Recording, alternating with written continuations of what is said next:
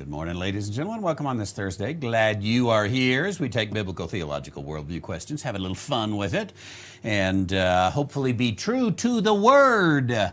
And if we mess up, we go back and fix it. That's what we did last night in our First John study. Tonight, we will be in 2 Timothy, and that's at 7 p.m. Mountain Standard Time. Look forward to seeing you. We always have a fun time together. And welcome to the Thursday program. Let's go at it. And we start out with a question from Ives down in the Philippines, who says, number one, can you help me identify all the Gospels found in the Pauline epistle and whether it's kingdom gospel or grace gospel? Now, you bring up an interesting point. Could a study be done to discover when Paul is sharing the gospel? Now let's narrow that down to, if you do this, it is going to lead to life after the second coming. Whether it's the grace gospel, because we'll have life after the second coming, or the kingdom gospel. There possibly is a few places that gospel is just a general good news, which is not either. Hi, Dakota. Good to see you today. I see you on there. Sorry, back to the program now. With that, let's take. Let's do this. Let's go to the scripture here and find the word gospel. And here we happen to see it in Acts. Now we're going to narrow this down to the Pauline epistles, but let's go ahead and search gospel and then narrow it down to Pauline epistles. And we have these 22 times. Now, from that 22 times, could we divide that out and make a nice little chart? Here's where Paul speaks of the gospel of the kingdom, and here's where Paul speaks of the gospel of grace. Now, of course, because I believe in a transition time, I think that there are going to be times of both. Then, as you begin to go through that, let's just look at one or two. Romans 1:15. So as much as it is in me, I am ready to preach the gospel. Okay. I want to make sure that the word I ended up looking up is the preach or proclaim. So we obviously want to back up and do that a little bit differently, but that's fairly easy because the gospel here, let's look it up in the noun form and get that and take the word. And now let's once again narrow this down to the Pauline. And to do a full study, we would actually want to look at both the noun and the verb. But here we get it in Romans chapter 1, verse 1, separated unto the gospel of God. Now, what is the gospel of God? So the question again is, can you help me identify the gospels found in the Pauline epistles, whether it's the kingdom gospel or the grace gospel? So here is one that is the gospel of God. Well, just immediately from that, we don't exactly know. What is the gospel of God? But fortunately, the context gives us little, which he had promised afore by his prophets in the Holy Scriptures. Well, that goes against what Paul says about the mystery gospel, and therefore we have here the kingdom gospel. To go through each one of those, I think, would be very interesting. Let's just at random pick a few. Let's take this 1 Corinthians 9:14. Even so hath the Lord ordained that they which preach the gospel should live of the gospel. That, probably you could say that could go either way. It's in the context of Corinth. Corinth met in the Jewish synagogue. There were those like Silas, who was definitely of the little flock, the kingdom gospel. And, he can live on the gospel, live on the proclaiming of the gospel. That's speaking more of the living than it is of the gospel. So we'd want to sift is the word I'm trying to get. We'd want to sift some of those out of there and say, okay, what is it? We've got this gospel. Let's take a 1 Corinthians 9:18. What is my reward then? Verily, when I preach the gospel, I may make the gospel of Christ without charge, that I abuse not my power in the gospel. Now, here we'd have to do some work. The gospel of Christ. It's not the gospel of God. Different terminology. Is that a different gospel than the gospel of God? Or is the gospel of God about the Christ? And so therefore the gospel of God and the gospel of Christ is the same thing.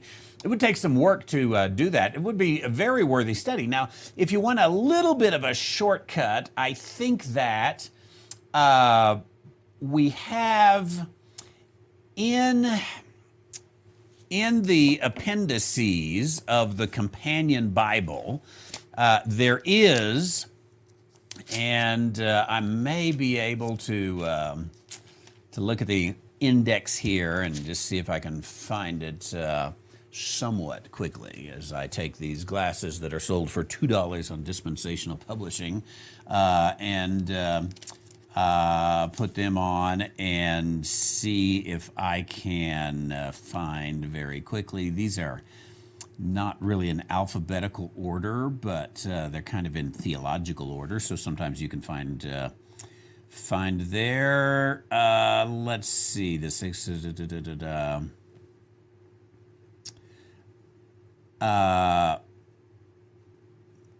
Okay, I am not.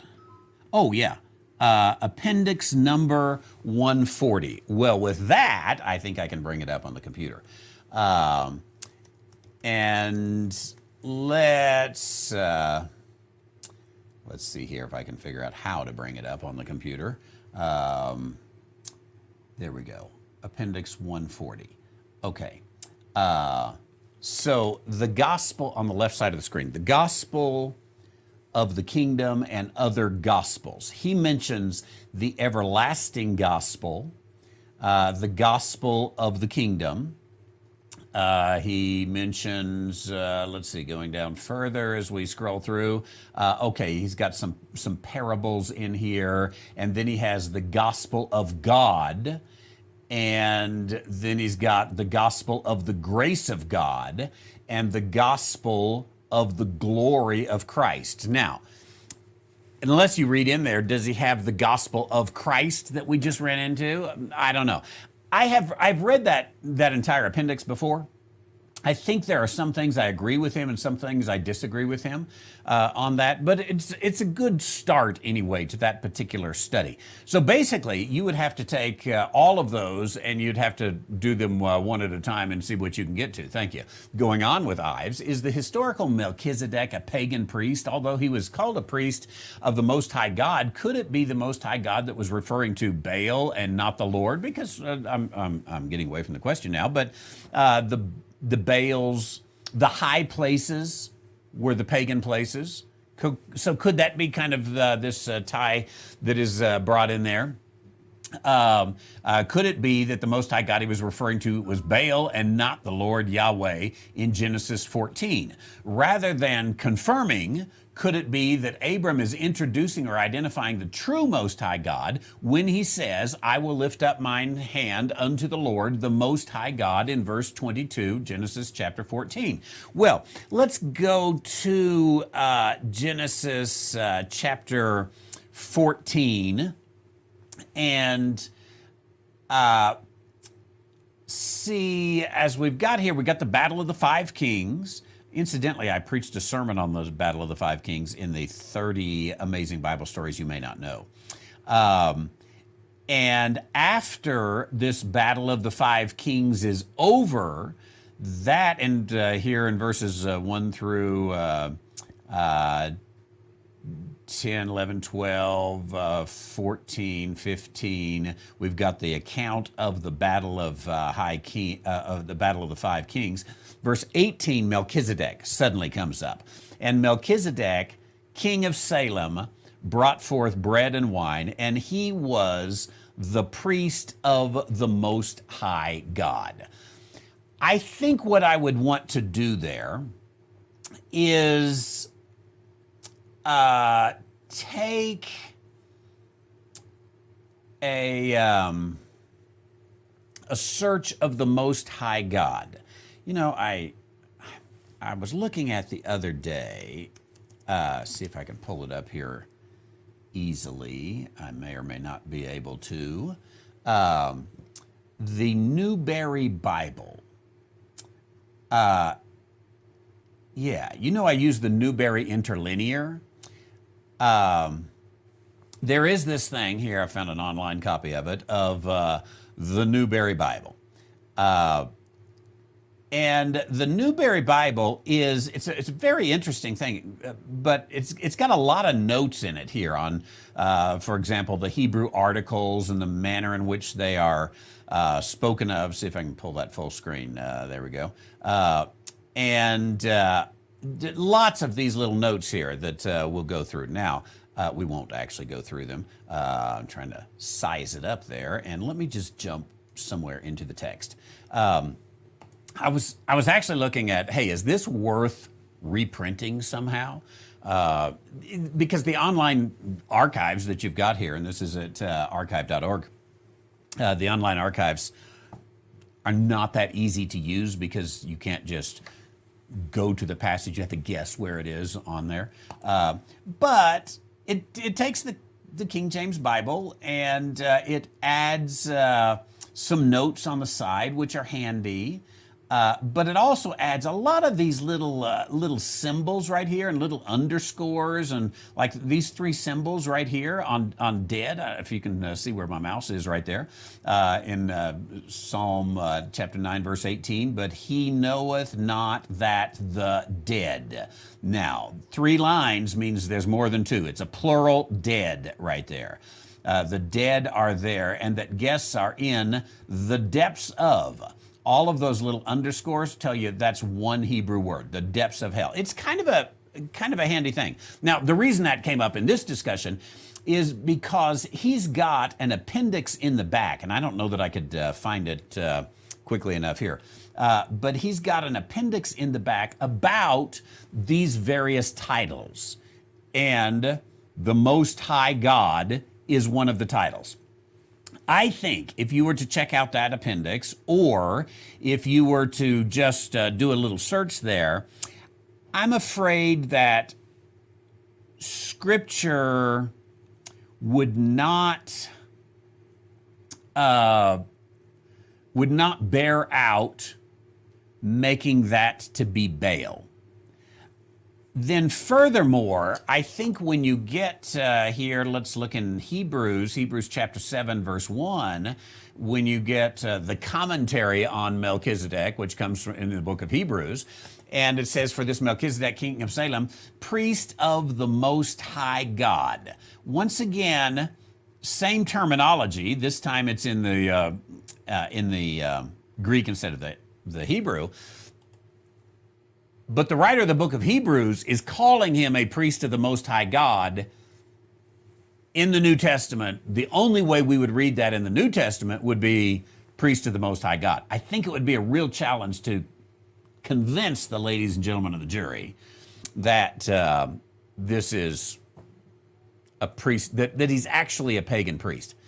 Now, furthermore, if you will check out that particular sermon at Randy White Ministries, and let's come down here to the 30 Amazing Bible Stories and take a look here. It's one of these over here. I better stop him before he starts talking. It's down earlier. With the battle of the five kings, which I was trying to see if I could give you the actual sermon number, because it talks about Melchizedek. And in that Melchizedek, well, I've skipped over it somewhere. We'd have to dig around and look to see which one that is,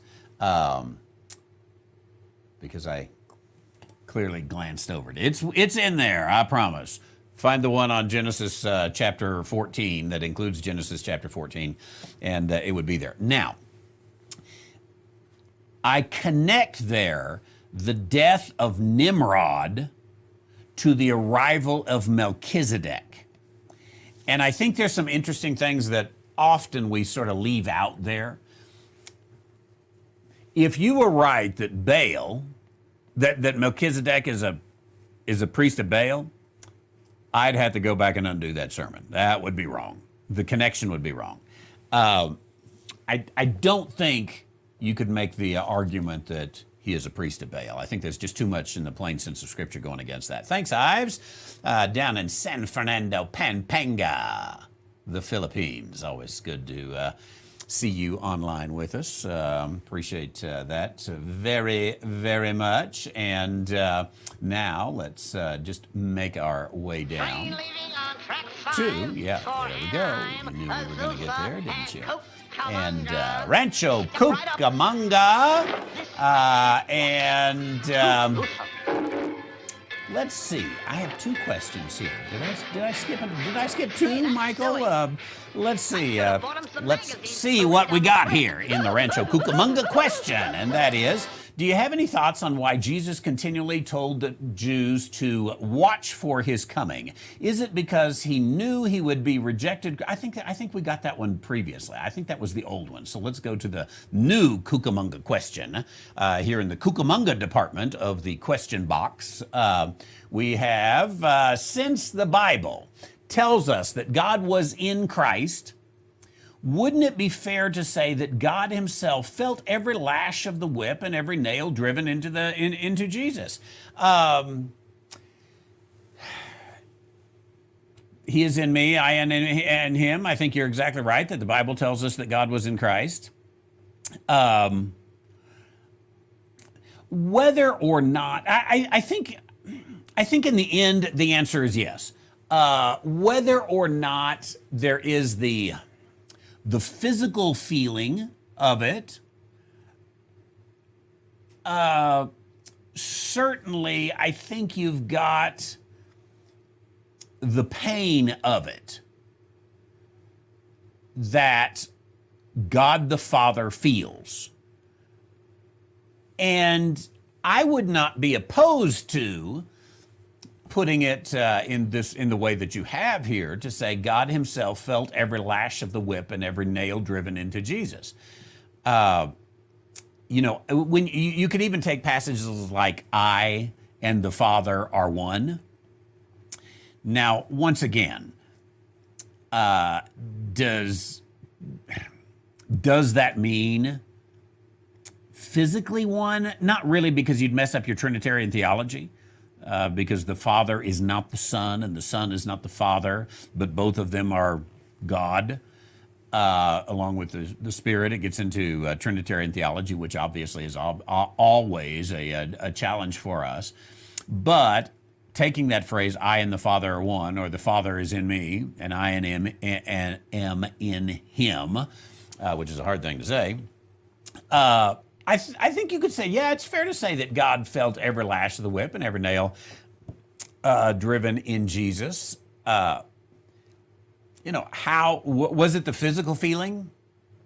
Might be beyond what we know about God and the ability to understand and comprehend that. But I think you're, I don't think you would be wrong in building a theology that says, hey, God was painfully aware of everything that Jesus was going through. Excellent. Thank you for that. I appreciate it. Keith down in St. Petersburg. Oh, Keith is the mosquito man. Good to see you, Keith. I hope you are doing well with Misty and Branson this year. If that's the same Keith, I think it is. Referencing Romans 9, 22 and 23, the Mosquito Man asks, let's get there, Romans chapter 9, verses 22 and 23, what if God, willing to show his wrath and to make his power known, endured with much long suffering the vessels of wrath fitted to destruction, and that he might make known the riches of his glory on the vessels of mercy, which he had afore prepared unto glory. Romans chapter 9. Now, what or who do you think the vessels of wrath are and the vessels of Israel?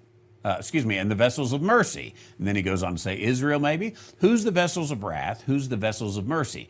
Romans 9:22. Again, God willing to show his wrath and to make his power known, endured with much long suffering the vessels of wrath fitted for destruction, that he might make known the riches of his glory on the vessels of mercy. You know, interesting that phrase, riches of his glory, comes up in the book of Ephesians. Strangely, the reference is not there on the cross-reference, but let's go to Ephesians chapter 1 and check that so we can come back to it. Let's see, riches. Sometimes this little search here just doesn't work quite like I want it to do. If Nathan was in charge of Logos, I would have him fix it. But he's not yet. Okay, the riches of his grace, in whom we have redemption through his blood, the forgiveness of sin, according to the riches of his grace. And he desires that, I believe we're going to get that one more time here, in riches. Well, excuse me. Am I dreaming? I guess it could happen. That he desires us to know the fullness of the riches, I believe is the term there. Okay, I'm not getting there, so I'm going to go back here. That he might make known the riches of his glory on the vessels of mercy, which he had afore prepared unto glory. Now, whoever the vessels of mercy are have to be afore prepared unto glory by God. He ahead of time prepared them unto glory. I think if we let Scripture interpret that, it's going to be different than if we let, R.C. Sproul interpret that. But if we let Scripture interpret that, we're going to end up with, it is the remnant of Israel, the descendants of Abraham, Isaac, and Jacob, the faithful descendants of Abraham, Isaac, and Jacob, who are afore prepared unto glory. And so the vessels of mercy, I would say, let's call it, just for shorthand, the remnant of Israel, the faithful remnant of Israel. So if that would be Israel, as Keith suggests, and I think is correct here, what would it be? Who would be the vessels of wrath? He endured with much long suffering the vessels of wrath fitted unto destruction. Now, could it be that in Romans 9, 10, and 11, where God is talking about Israel, that it could be both? Both of them could be Israel. That is to say, unfaithful Israel and faithful Israel, vessels of wrath and vessels of mercy.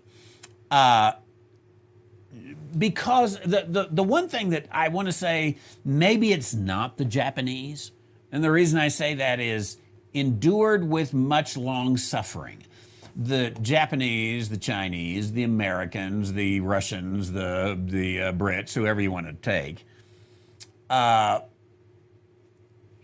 through the ages, God wasn't enduring them. He wasn't dealing with them. They were outside of the commonwealth of Israel, outside of the covenants of Israel, without hope. They were just out there. He wasn't putting up with them day by day, dealing with them day by day, instructing them day by day. He was working with Israel. The revelation of God was through Israel. So, did he make those as vessels of wrath? I think the Calvinists would tell us he did. But in order for that to fit in the full passage, he's got to endure with much long suffering. Again, we endure with much long suffering the turkeys that are right around us, or maybe the turkeys that are in the speaker's chair in Washington. Turkey. We endure with much long suffering, but the Speaker of the House of Brazil, if there is such a thing. I think maybe there is. I don't know. The Speaker of the House in Brazil, boy, it's been hard to put up with him or her, if there is such a thing. I haven't endured with much long suffering. I'm trying to see if there is a Speaker of the House in Brazil. Yeah, there we go. Brazil House Speaker says spending ceiling cannot be put above welfare. I think that means spend more money. There it is. Brazilian lower house Speaker Arthur Lira signaled on late Monday that he might be open to discuss the introduction of a welfare program that could break the country's spending ceiling. Okay, same old story, different face. But I don't endure him all the time. He's out of my scope. So the point is, if God endured with much long suffering the vessels of wrath, it's probably not the people just out there. Maybe you could argue it's the Egyptians, it's the Assyrians, because they kept coming in upon his chosen ones, his people. That could possibly be an argument. But I don't think on vessels of wrath fitted to destruction, you probably can't go much beyond Egypt, Assyria, maybe the Babylonians, maybe. And probably really more you're going to even have to say, we're talking about faithful Israel and faithless Israel. And I think that would fit the scope of Romans chapter 9 better, that within Israel, he's got a faithful remnant. Remember Elijah? When God says, I've got my 7,000. I think that's closer to the issue there. Thanks, Keith. I appreciate it. Down from St. Petersburg, Florida. And that would be great. Let's see here. I think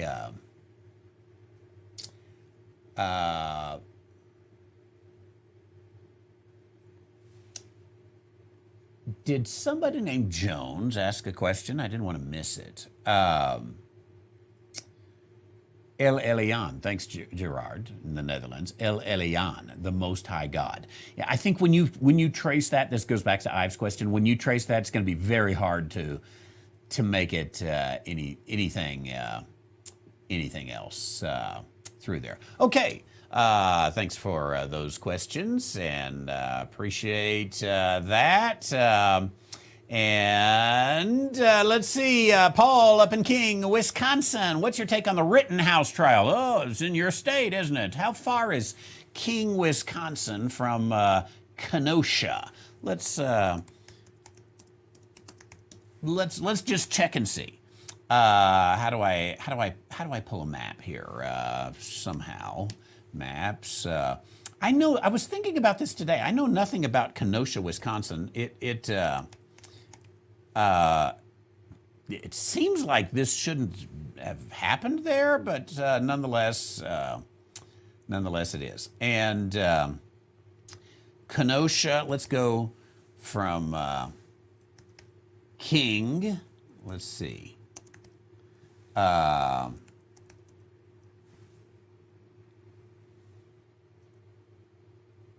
So you got 2 hours and 38 minutes. Thought I was playing music there for a second. 2 hours and 38 minutes. If you go down, okay, through Milwaukee. Honestly, I would say avoid this trip today. And you'd probably be better off to go over to Madison's home in Green Bay and, just visit the Raskew family instead of going down to Kenosha for the events there today. I think if I were in Kenosha, I probably would kind of lay low today. It wouldn't be the day I would go buy groceries and fill up the car with gasoline. Now, what's your take on the Rittenhouse trial, and why do you think it's taking the jury so long to deliberate? That is probably a little bit of a fool's man's guess, if you can say that. And the reason I say that is there's several scenarios that could happen, but within a jury, I think, I don't have enough experience in this to totally know, but within a jury, you get 12 people in a room and it can go any which way but loose, and maybe loose. I think there's lots of, obviously, tons and tons and tons of pressure on this. I was thinking the other day, I got called to a federal jury duty not long ago, and I didn't have to sit on the jury, but I went through it, and it was a murder trial that was fairly high profile in the neighborhood. That's why they call people from so far away like me. But anyway, so some of this has been going through my mind. What's the pressure of sitting in that jury room? I've never had to do it. What's the pressure of sitting in that jury room? And these guys, wow, do they have the pressure upon them? And it is hard to make decisions under pressure. You can, obviously, and there's no way around it. You can't, free these guys from any kind of pressure that's there. But as Pastor Mark says, are they afraid for their own safety?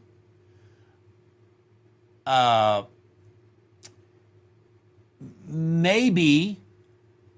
Well, no, I would say, yeah, they are afraid for their own safety, but does that cause them to cave?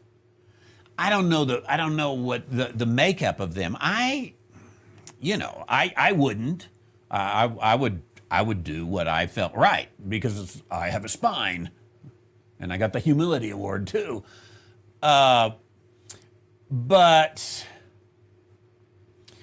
it could be 1,000 things. It's so hard to guess on that.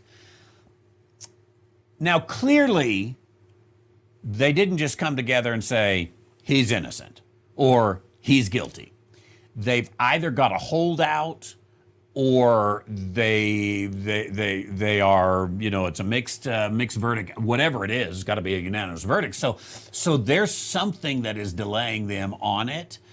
On what that is, I did not follow the trial as closely as some of the rest of you have. So, who knows? It's going to be very interesting. I suppose today is probably the day that something is going to come out. Doesn't have to be, but I would kind of guess it's pushing to that point where they've got to make a decision. And I think whatever comes out of there, somebody's going to experience injustice. And what I mean by that is, let's say he's, okay, Kyle, you're innocent. You can go home. Burn Kenosha. They're, rioting in the streets. Nancy will get out there and she'll pour a little gasoline on it in her self-righteous ways, and somebody will be hurt, and there'll be loss of property and all that kind of stuff. He's guilty. If he's guilty, probably, other than maybe a very few radicals, there will not be rioting in the streets and burning and looting and stealing of TVs. But there could be somebody who, takes some radical stance through that. And, did Kyle Rittenhouse get a fair trial? And it'll go into another trial and all that. A mistrial. I think the only, a mistrial with prejudice. I think that frees him completely. Does it? Does anybody know? We don't know. We're not legal experts here. I think a mistrial with prejudice means he can't be tried again. Just a mistrial means we just kicked the can down the road. That's all that means. So, yeah, it'll be very interesting to see. I wish I knew some real answers there. I'll know some real answers here later today, and it would be fun to look at. And I suppose if I were Lorna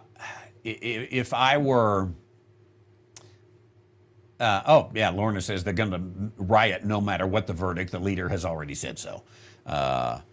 These groups, they look for a reason to riot. The best thing we could hope for, and I don't know, is that this morning is bitter cold in Kenosha. That's the best thing we could hope for. But it's not. I was just pulling up the weather, 33 degrees, 52% humidity. So it's not comfortable with that degree of humidity. Maybe if they could save it till the snow starts coming, hold the verdict till then. It's not cold enough to keep the looting because the fires keep you warm. So it's unfortunate that we're in a society like that. To some degree, society's always had that tendency. So let's not be totally surprised that that there's rooting, remember Watts and all that kind of stuff. It's part of society, unfortunately. Thank you for that. And let's move our way up. Let's go from Kenosha down to San Antonio, from King, Wisconsin, down to San Antonio. And the Padre's got a question for us today. How did this great multitude stand before the throne and before the Lamb in Revelation chapter 7, verse 9, when 7, verse 14 says that they came out of the Great Tribulation? It doesn't say anything about them being killed. And could this people be Gentiles that died for helping Israel? Well, let's put Revelation chapter 7, verse 9, and compare it with verse 14 and see if we can get some context and see if we have answers. The book of Revelation doesn't always answer everything, and so maybe we have answers, maybe we don't. Let's see. Revelation 7, 9, and after this I beheld, and lo, a great multitude, which no man could number, of all nations, kindreds, peoples, and tongues, stood before the throne, before the Lamb, clothed with white robes and palms in their hands. And they cried, salvation to our God, which sitteth upon the throne and upon the Lamb. It's prior to the second coming. It is in heaven. What is happening there? It's interesting. We talked earlier in the week about soul sleep. I don't know what those who hold a soul sleep theology do with passages like this. It'd be kind of interesting to see. Now let's go down to verse 14. So here it says, by the way, we were what, in verse 9, and it talks in 10, 11, 12, 13, a little bit more about what they're saying in the situation. In verse 13, one of the elders answered, saying unto me, what are these which are arrayed in white robes, and whence came they? Now let's just check on this question here, because that may be kind of the same as Manny's question. Who are they? Could they be Gentiles that have died in the tribulation? What's the status? Died for helping Israel. Who could these be? What are these which are arrayed in white? Let's make sure it's the same group. I think that it is. So here's this group. Yes, clothed in white robes. and they're singing, and the angels around about are worshiping, and the angels are singing here in verse 12 and in verse 13. One of the elders, I assume this is the 24 elders, answered, saying unto me, what are these which are arrayed in white robes? It's interesting that the elder in heaven is asking John, what are these? And John says, Sir, thou knowest. And he said, the elder said to me, these are they which came out of the great tribulation, and have washed their robes and made them white in the blood of the Lamb. It's interesting that that is in the active tense. They washed their robes. They made them white in the blood of the Lamb. So certainly their faith is in the blood of the Lamb, but it doesn't appear to be, by grace through faith, not of yourselves. There's an active tense that is given here. Instead of, what we would expect if it's the age of grace is a passive tense. We would expect it to be saying their robes had been washed and made white in the blood of the Lamb. But again, it's active tense that is given here. So, Sir, thou knowest, he said to me, these are they which came out of great tribulation. Let's look in the Greek there on that article. Okay, so the Greek does have the definite article in there. Don't make too much of that, of definite articles in Greek, because the rules are all different, and I think it would be making too much to say, well, they just came out of great tribulation instead of the great tribulation. Either way, I think we're talking this 7-year period. They are those which came out and have washed their blood, their robes. Now, let's keep reading because he keeps talking. Therefore are they before the throne of God, and serve him day and night in his temple, and he that sitteth upon the throne shall dwell among them. This is God. God's sitting on the throne here. They shall hunger no more, they shall thirst no more, neither shall the sun light upon them, or any heat, for the Lamb which is in the midst of the throne shall feed them, and shall lead them into the living fountains of water, and God shall wipe away every tears. Now, we're trying to figure out, could these be Gentiles or are these Jews? A few little things here that I would say seem to be Jews, like the Lamb in the midst of the throne shall feed them. Is it Psalm 100, if I'm not mistaken, that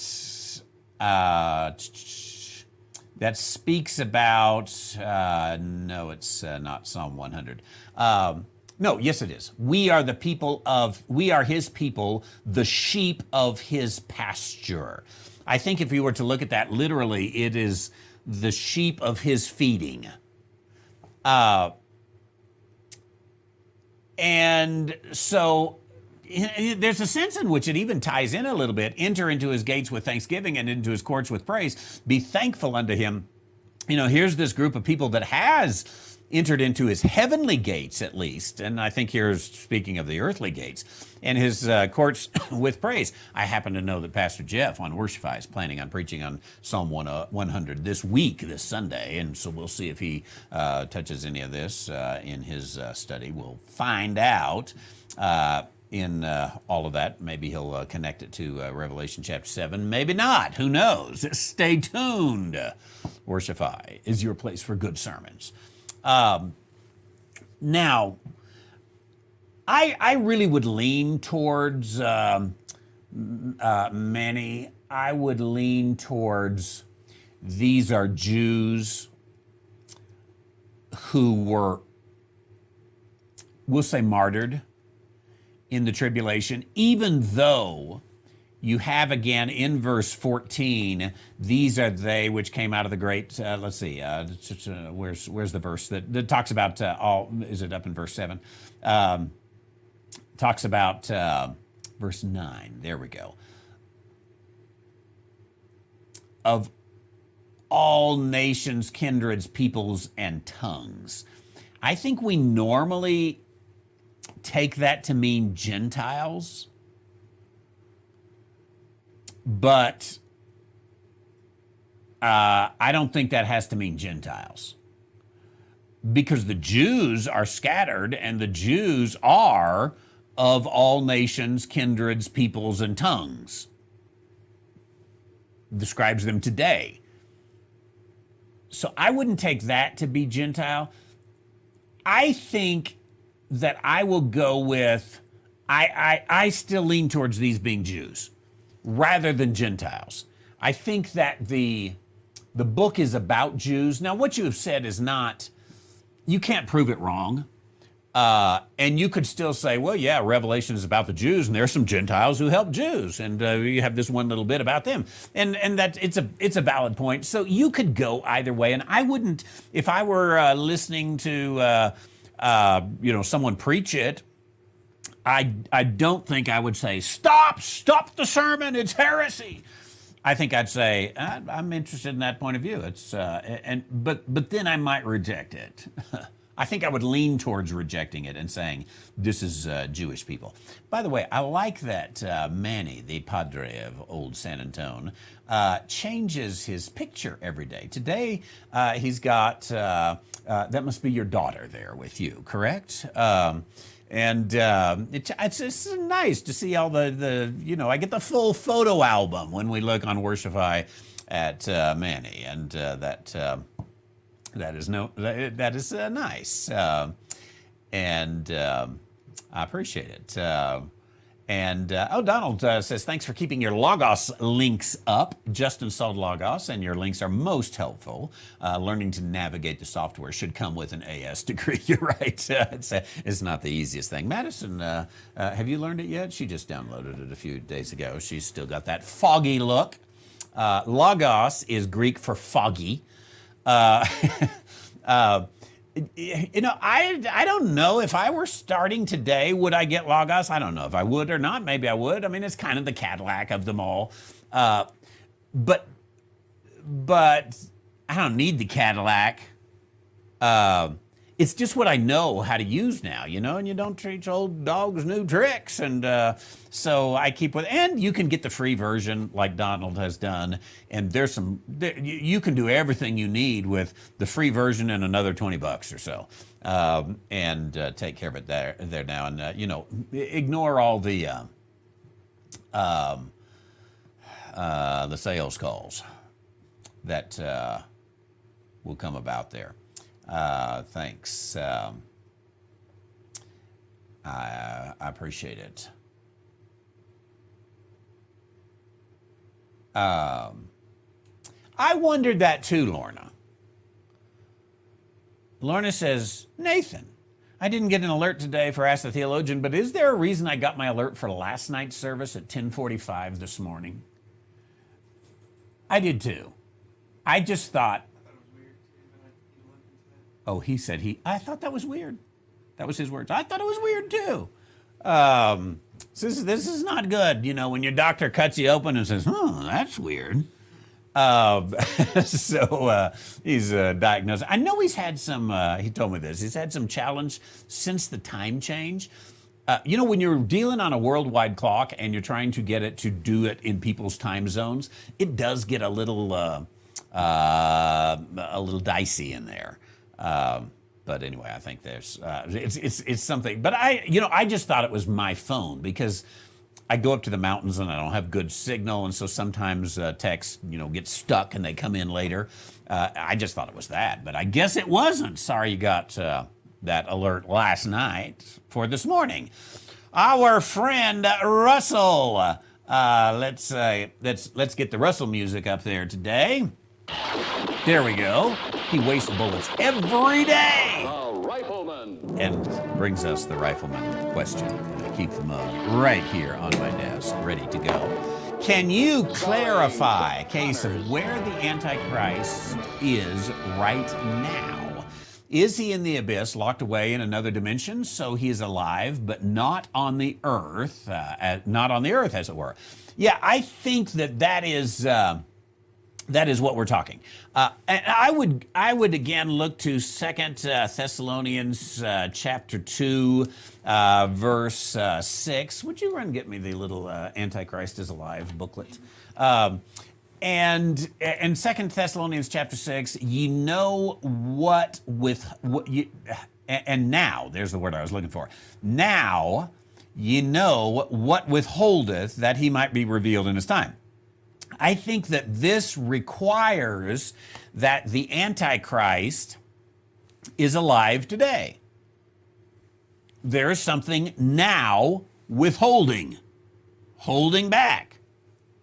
And that's happening today. So he's alive today, but where is he? He's in the place that he is being withheld. I do have this little book right here. And for those of you in Britain, if you'll send me a picture on email to Randy at randywhiteministries.org, I will send you an electronic copy, a PDF copy of the little book, because it would not be worth sticking it in an envelope and mailing it all the way over there to Kent, England, at the ridiculous amount of postage that it would cost for the little tiny book. So send a picture, Russell. I'll send you a copy. But the Antichrist is alive, but not well today. He says, I'll send a pic tomorrow. I'm still shaving. Now listen, Russell. I have more to shave than you do. And it's like less than 10 minutes, even if you shave the whole head. So I don't know. I'm thinking that maybe this is like No Shave November for you or something, and so it would be like breaking a vow. For you to be able to do that. But when you get to it, you send me the picture. So I think, and I explain these verses here in the little booklet, but now you know what withholdeth. Now the what is a thing. I think the place, I think you've got that right when you said the abyss, that he is held in the abyss, locked away in another dimension. Yes, in a sense, but I'm not actually opposed to the abyss being a part of the physical earth and of the physical dimension. I could be wrong there. I wouldn't be dogmatic about it, but so he's alive but not on earth. Okay, if on is the surface, I'll say yes, but he might be in earth. When the abyss is unlocked, it seems to be a place on the earth. I'm not exactly sure where that is, but he's given the key to the abyss, and I don't know. I do know, by the way, that you can go to the Bottomless Lakes State Park in New Mexico and see if we got any good pictures. Let's see. There's this like little these bottomless lakes here. An aerial view. Could that be the abyss? Yeah, let's actually just sinkholes. And they're not totally bottomless, but they go down a long way, and some of them actually connect to each other. And you can go down and then up, if you've got a little submarine or something like that. Personally, I would lean more towards there is a physical place on earth that leads down to the abyss. And it's possibly in Washington, D.C., one of those tunnels down there. And, some things have been getting loose lately. But yeah, locked away. So alive, not roaming the earth, as it were. Now, in here, and it's been, I don't know, a year or so since I wrote this, I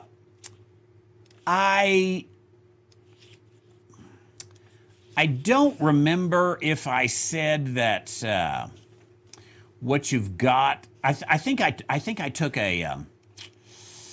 I don't quickly see the answer here. I think I took an approach that the Antichrist could be a spirit, if you will, and come into a living person at the time. Or that it could be a person who's in the abyss and literally comes up out of the abyss. I think there's a decent amount of evidence for that. But I would say he's not on the earth today, at least in his empowering spirit. Thanks, I appreciate that. Please shave before you send a picture. We would hate to see a picture of unshaven Russell. Good question, as always. I always forget to change the mug out after the rifleman question. Thanks. Let's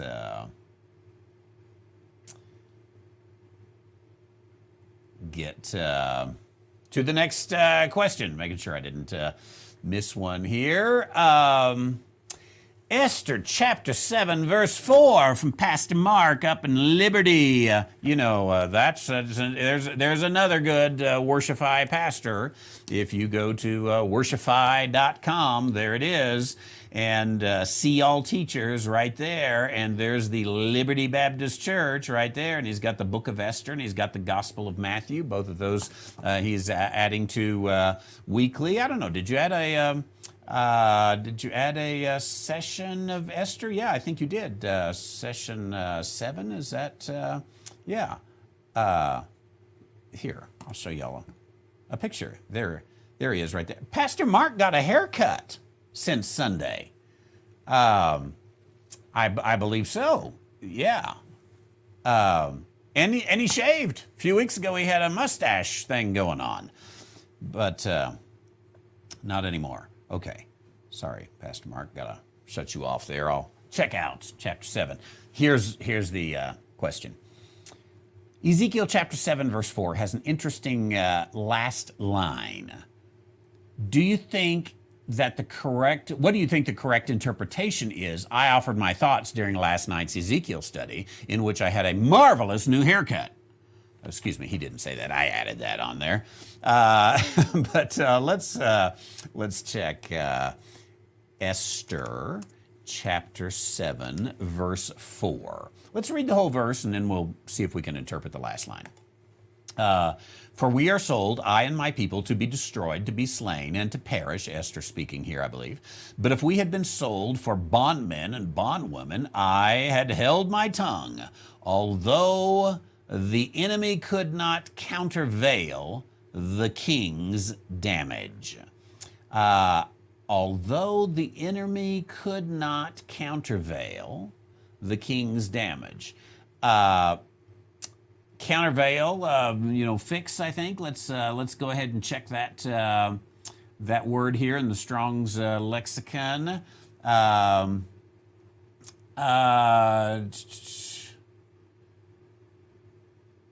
Okay, to make equal. Although the enemy could not counterweight, could not mitigate, balance out the king's damage. I think, and I'll be interested to see Pastor Mark's interpretation here. He says only four Hebrew words. Let's go ahead and bring up the Hebrew here and get to it. There is not the distress being sufficient for the burden of the king.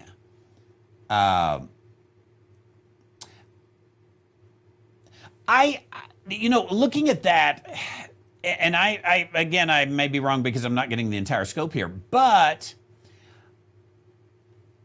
I think what the line says is, here's the issue in Esther. What does it say and what does it mean?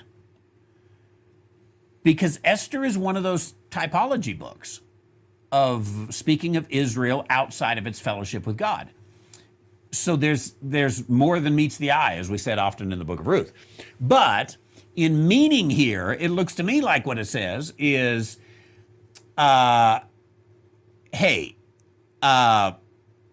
if this were just the king putting us in bondage, no problem.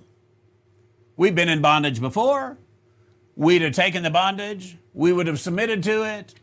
I would have held my tongue and left it at that.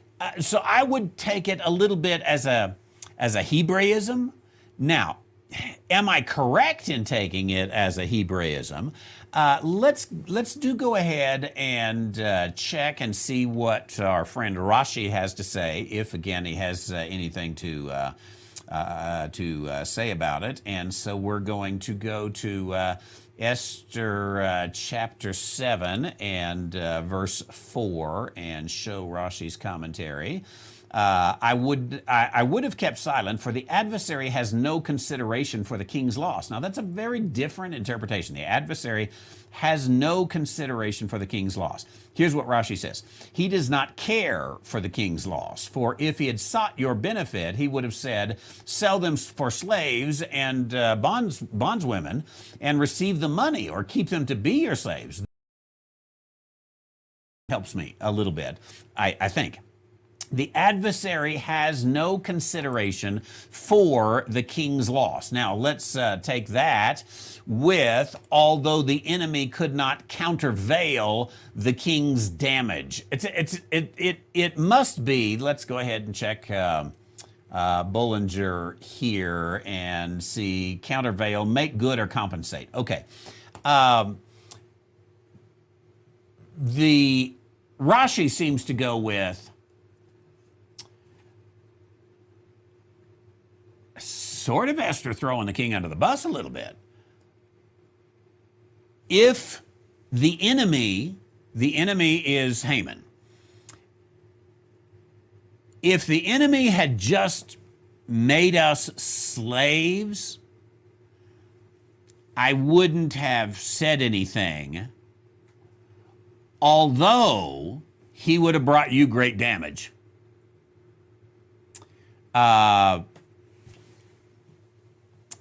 Interesting. I don't know. I'm going to listen to Mark's sermon and find out what Mark has to say. Pastor Mark with the fresh, clean haircut. See what he's got to say about that matter. It is an interesting one. Thanks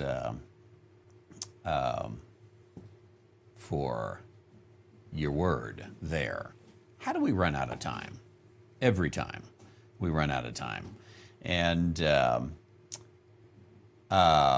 I appreciate each one of you being here. Tonight, 7 p.m., we'll be looking at 2 Timothy, having a good time journeying through those.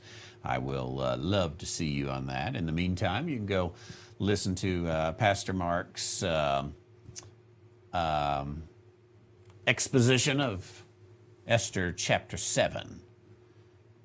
And good to see you all. Russell, good to see you. Go shave. Paul says, having meatloaf today, so I must excuse myself and adjourn from the meeting. Thank you, Randy and Nathan. Ta-ta to all. Thanks, Paul. You probably missed that because you're eating your meatloaf now. I think we talked about meatloaf the other day. There are meatloaf fans and there are those who aren't so much meatloaf fans. That's what we discovered. Good to see each one of you. I hope to see you tonight. We'll have a great time this Thursday night, as always, and looking at 2 Timothy. Back in the morning as well, 10 a.m., whether you're on YouTube or Worshipify. Look forward to taking your questions. And we We'll catch up with you soon. God bless.